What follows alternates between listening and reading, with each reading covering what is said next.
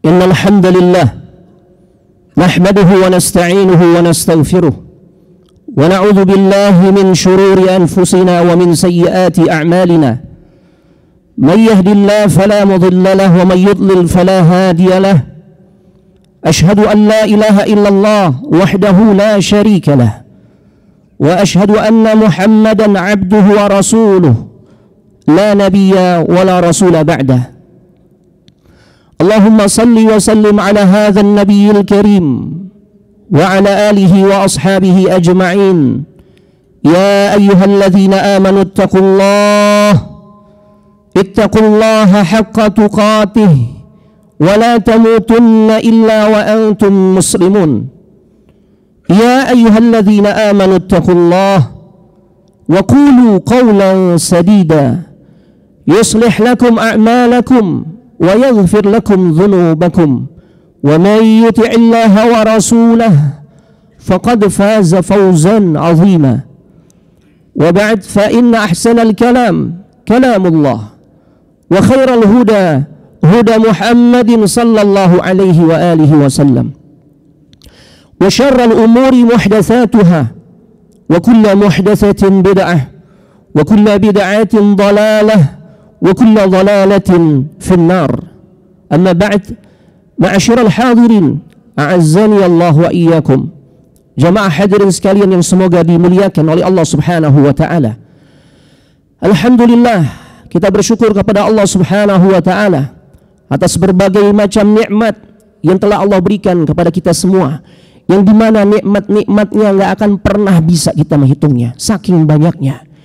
Sehingga Allah Subhanahu wa taala pun menegaskan di dalam Al-Qur'an, wa in ta'uddu ni'matallahi la tuhsuha. Jika kalian mencoba menghitung-hitung nikmat Allah, siapapun di antara kita mencoba menghitung nikmat Allah, maka la tuhsuha. Allah katakan enggak akan pernah kita bisa menghitungnya. Sekalipun dengan rumus yang paling hebat, alat yang paling canggih, kita coba kalkulasi berkaitan dengan nikmat-nikmat yang telah Allah berikan kepada kita semua, la tuhsuha, Allah katakan nggak akan pernah bisa kita mampu menghitungnya. Dan ternyata sebagian mufassirin menjelaskan, sebagian mufassirin mengatakan bahwasanya nikmat Allah yang nggak akan pernah mungkin makhluknya mampu untuk menghitungnya adalah nikmat yang Ia berikan kepada kita, yang kita rasakan, yang sebenarnya kita nggak minta. Jemaah, Allahu Akbar.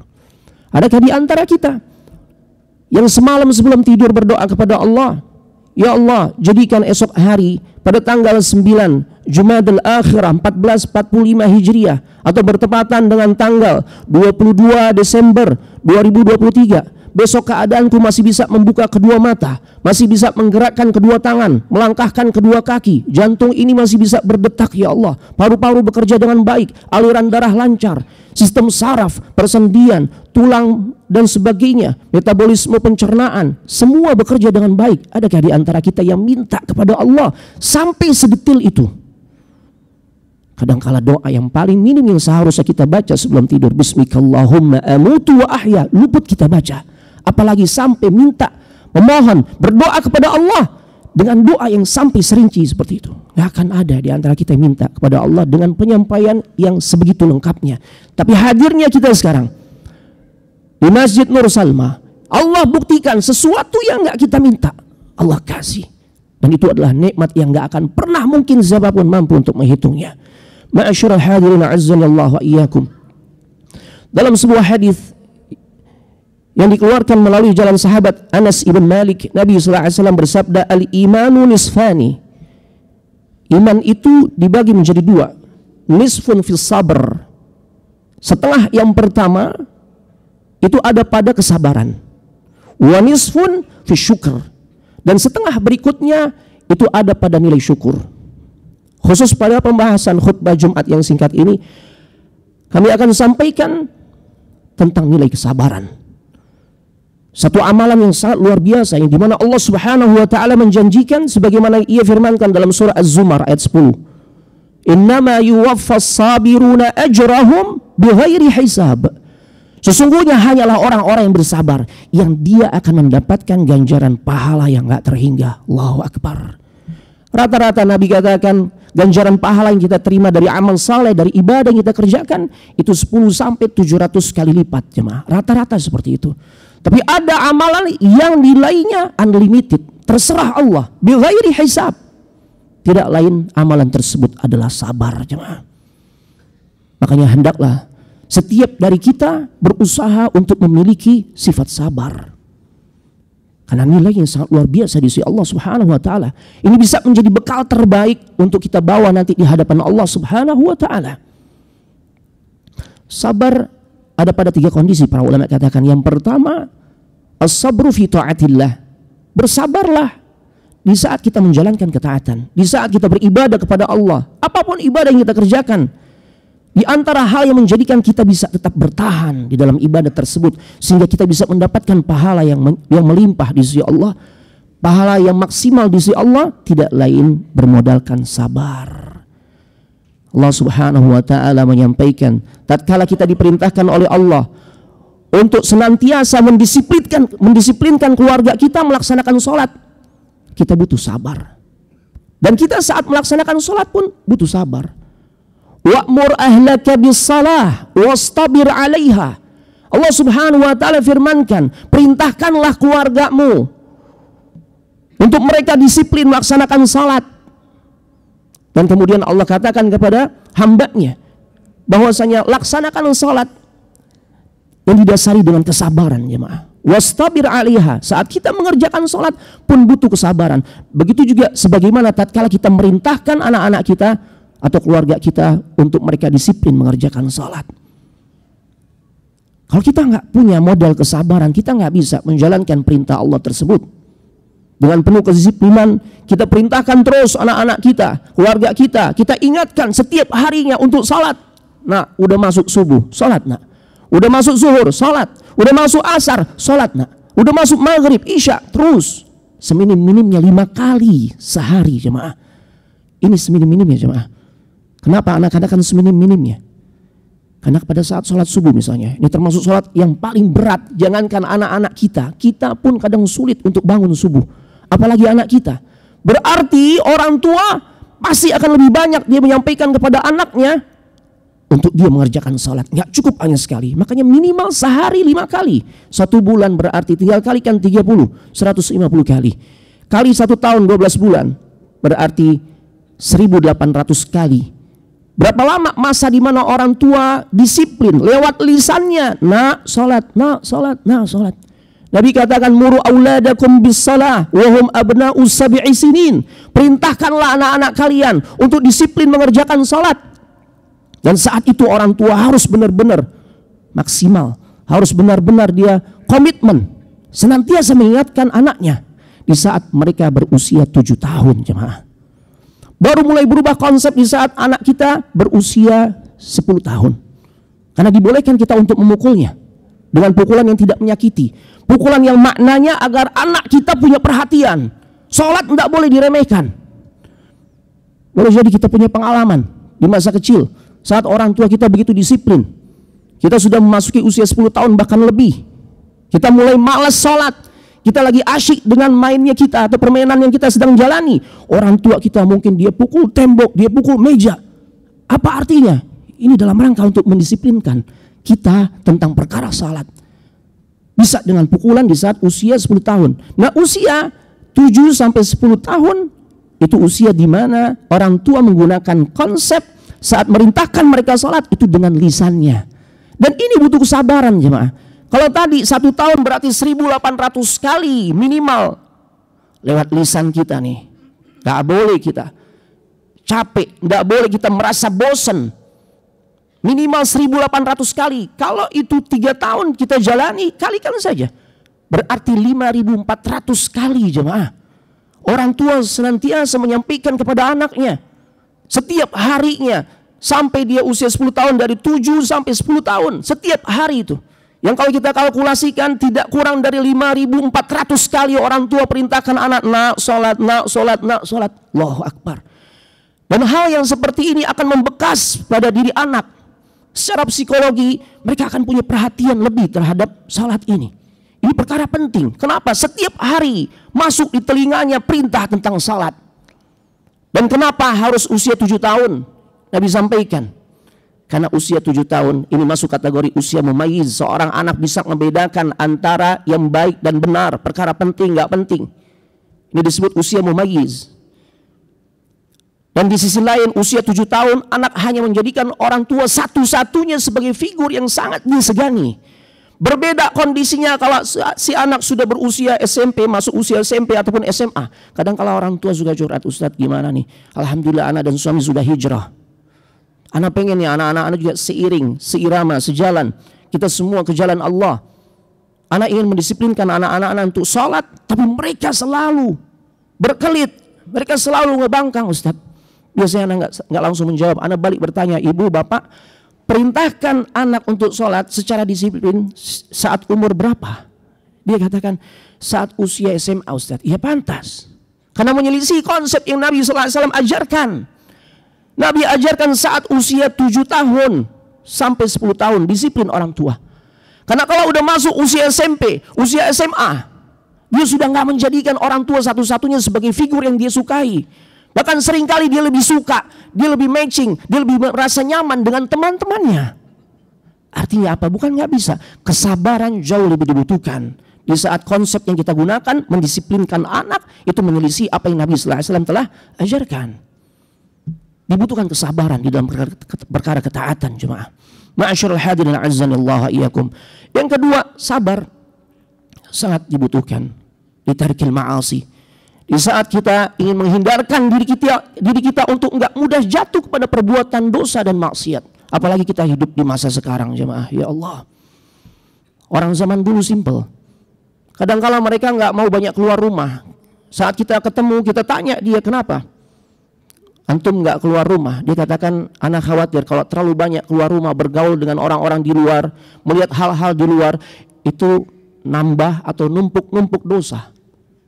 Seringkali orang-orang dulu seperti itu konsepnya. Dan itu berlaku zaman dulu, tapi nggak berlaku zaman sekarang. Kenapa? Maksiat dosa datang ke dalam rumah kita. Bahkan kita hadirkan lewat gadget, lewat media sosial. Lewat kemudahan teknologi yang ada di genggaman tangan kita, jemaah. Maka dibutuhkan kesabaran untuk bisa menghindarkan diri kita sehingga nggak mudah jatuh pada dosa dan maksiat. Butuh kesabaran, jemaah. Sebagaimana sabarnya Nabi Yusuf alaihissalam di saat peluang beliau untuk berbuat dosa besar, berzina dengan seorang istri pembesar, Imra'atul Aziz. Sebagian mufassirin menyebutkan nama Zulaikha. Zulaikha yang menggoda dirinya, Masya Allah. Zulaikha seorang istri pejabat yang cantik, dia berhias. Para ulama katakan kecantikan di atas kecantikan. Yang menggoda duluan adalah si perempuan, itu Zulaikha. Kemudian wa ghallaqatil abwab, semua pintu sudah terkunci. Allahu Akbar. Dan kemudian Zulaikha pun mulai melancarkan rayuannya kepada Nabi Yusuf. Kemarilah wahai Yusuf. Allahu Akbar. Tapi Nabi Yusuf alaihissalam bisa selamat sehingga nggak jatuh pada perbuatan dosa dan maksiat, melakukan perzinahan dengan sebab kesabaran yang Allah karuniakan kepada dirinya. Saat beliau menghadirkan rasa malu kepada Allah Subhanahu wa taala. Ketika dia berkata, "Qala ma'adzallah." Aku berlindung kepada Allah, makanya dia segera lari, jemaah. Itu yang harus kita tunjukkan. Di saat boleh jadi dalam kehidupan kita digoda oleh wanita yang gak halal buat diri kita. Kita udah punya istri yang salehah, istri yang cantik, istri yang punya perhatian. Tapi kadangkala kita membenarkan ungkapan banyak orang yang mengatakan, ya rumput tetangga lebih hijau dan sebagainya. Allahu Akbar. Sehingga akhirnya kita tergoda. Agar kita gak tergoda dengan godaan wanita, maka kita harus lari, jemaah. Kita harus hindari, kita delete, kita blokir dan sebagainya. Itu dilakukan oleh Nabi Yusuf alaihissalam. Selain beliau menghadirkan rasa malu untuk berbuat dosa kepada Allah Subhanahu wa taala, makanya beliau berkata, qala ma'adzallah. Aku berlindung kepada Allah, innahu rabbi ahsana mathwaya. Sesungguhnya Rabbku udah sangat baik kepada diriku. Jadi ini di antara tips yang para ulama sampaikan, di antara Imam Ibnu Qayyim Al-Jauziyah, agar kita dimudahkan oleh Allah untuk terhindar dari melakukan maksiat demi maksiat, maka hadirkan sifat malu dalam diri kita. Malu kepada siapa? Kepada Allah. Allah yang sudah sangat baik kepada kita. Allah kasih rizki kepada kita. Allah kasih kehidupan buat kita. Allah kasih pendamping hidup. Allah kasih pekerjaan yang mapan dengan penghasilan yang lebih dari cukup. Allah kasih juga kepada kita fasilitas yang begitu lengkap. Patutkah kita balas kebaikan-kebaikan Allah dengan kemaksiatan? Makanya itulah yang dilakukan, yang ditunjukkan oleh Nabi Yusuf alaihissalam sehingga beliau terhindar dari perbuatan dosa. Beliau bersabar untuk tidak mudah jatuh pada perbuatan dosa dan maksiat, dan beliau menghadirkan sifat malu. Tatkala beliau berkata, innahu rabbi ahsana mathwaya. Sesungguhnya Rabbku udah sangat baik kepada diriku. Nggak patut bagi diriku untuk membalas kebaikan Allah dengan bermaksiat atau berbuat dosa kepadanya. Aku qauli hadza wa astaghfirullah li wa lakum wa lisairil muslimina wal muslimat wal mu'minina wal mu'minat al-ahya'i minhum wal amwat innaka sami'un qaribun mujibud da'wat. Alhamdulillah hamdan katsiran tayyiban mubarakan fih kama yuhibbu rabbuna wa yarda. Asyhadu an la ilaha illallah wahdahu la syarika la wa asyhadu anna Muhammadan abduhu wa rasuluh. Allahumma salli wa sallim ala hadzal nabiyil karim wa ala alihi wa ashabihi ajma'in. Ma'asyiral hadirin azzani Allah wa iyyakum. Masih pada poin yang kedua, agar kita bisa menunjukkan kesabaran kita di dalam menghindarkan diri dari perbuatan dosa dan maksiat. Tadi tips pertama adalah bagaimana kita menghadirkan rasa malu kita yang besar kepada Allah. Karena Allah udah kasih nikmat kepada kita yang sangat banyak, jemaah. Nggak kehitung banyaknya. Sehingga nggak patut bagi kita kebaikan yang Allah sampaikan kepada kita, kepada orang-orang dekat kita, kemudian kita balas dengan kemaksiatan. Sehingga dengan rasa malu yang seperti ini tercegah seseorang dari melakukan dosa dan maksiat. Yang kedua, para ulama katakan, hudurul khauf awil khasyah fi qalbina. Hadirkan rasa takut kepada Allah Subhanahu wa taala. Karena dengan rasa takut ini yang akan mencegah seseorang untuk melakukan perbuatan dosa dan maksiat. Takut jikalau saat dia bermaksiat itulah akhir dari kehidupannya. Nggak ada kesempatan untuk memperbaiki diri, untuk bertobat kepada Allah. Nggak sedikit orang-orang yang saat dia melakukan dosa, maka disitulah Allah takdirkan akhir kehidupannya. Ya Allah, kita takut jemaah. Kita takut nggak bisa mempertanggungjawabkan amal kita di hadapan Allah. Terlebih akhir kehidupan kita tuh ditutup dengan perbuatan dosa. Pada Nabi SAW katakan, innamal a'malu bil khawatim. Sesungguhnya amalan seseorang dinilai oleh Allah pada endingnya jemaah. Ya Allah. Itu pula yang disampaikan oleh Allah. Pesan ini yang Allah sampaikan kepada Nabi kita Muhammad sallallahu alaihi wasallam, Khalilullah, kekasihnya Allah pun dipesan oleh Allah agar menghadirkan rasa takut sehingga nggak mudah jatuh pada perbuatan dosa. Khalilullah, kekasihnya Allah, manusia terbaik yang dijamin surga. Allah berfirman di dalam surah Al-An'am, Qul inni akhafu in asaitu rabbi azaba yaumin azim.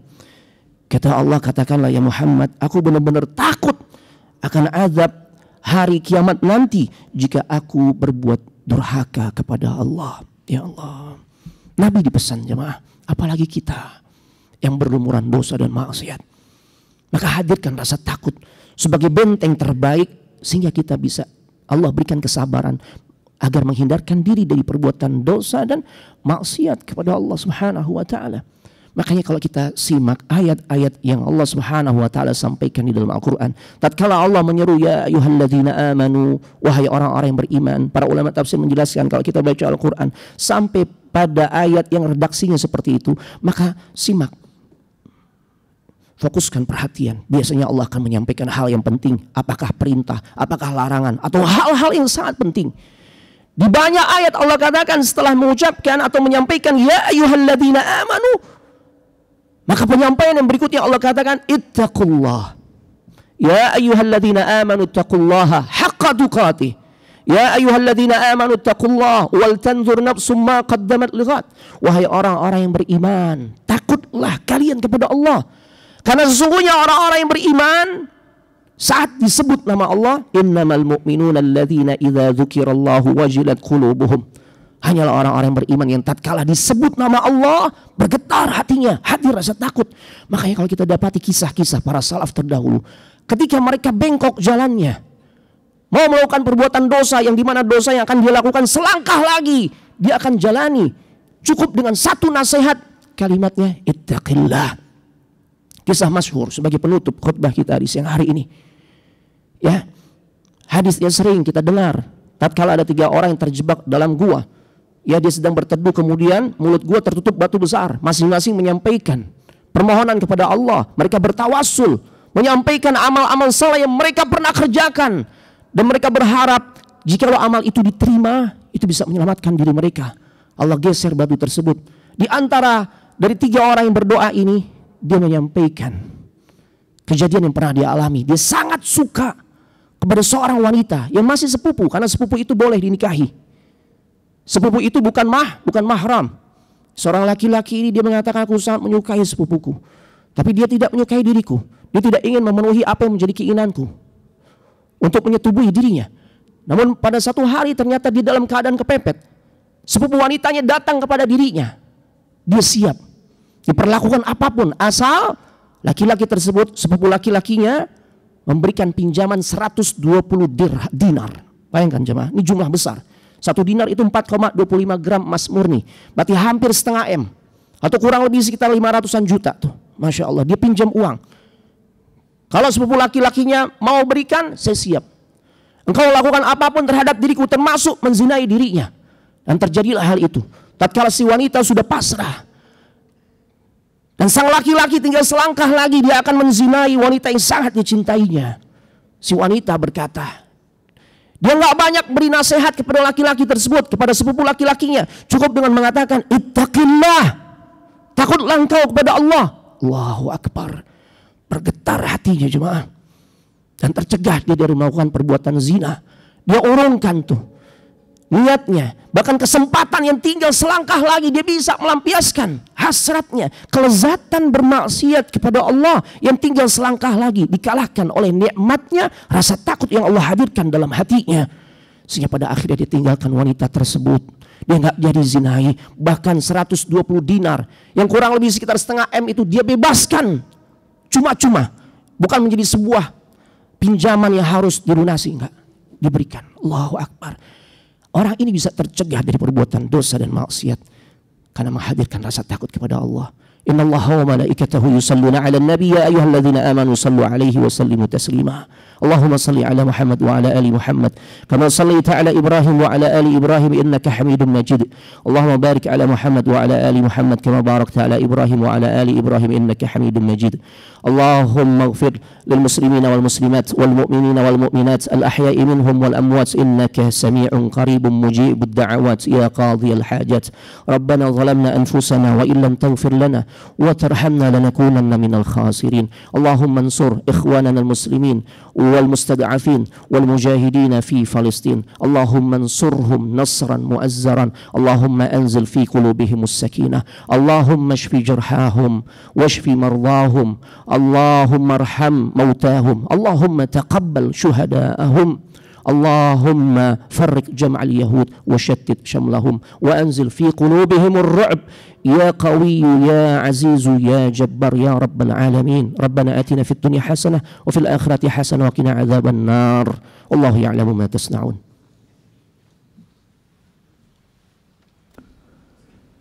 Allahu akbar, Allahu akbar.